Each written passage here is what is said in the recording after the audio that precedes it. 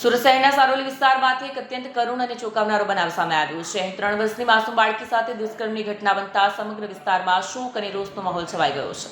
મળતી માહિતી મુજબ માસૂમ 3 વર્ષની બાળકી ઊંઘમાંથી ઉઠી અને શૌચ માટે ઘર બહાર બાથરૂમમાં ગઈ હતી। આ દરમિયાન બાળકીનો એકલતાનો લાભ ઉઠાવી આરોપીએ બળજબરીપૂર્વક શારીરિક અડપલા કરી દુષ્કર્મ ગુજાર્યું। ગભરાયેલી બાળકીના રુદન અને અસામાન્ય વર્તન પરથી પરિવારજનોએ પૂછપરછ કરતા આ ગંભીર મામલો બહાર આવ્યો। પરિવારે તાત્કાલિક સારોલી પોલીસ મથકમાં ફરિયાદ નોંધાવતા પોલીસ હરકતમાં આવી ગઈ। પોલીસે ફરિયાદ મળતા તરત જ બાળકીનું સ્મીમેર ખાતે મેડિકલ કરાવ્યું। મેડિકલ રિપોર્ટમાં બાળકી સાથે શારીરિક છેડછાડ થઈ હોવાની પુષ્ટિ થતાં પોલીસ સક્રિય બની।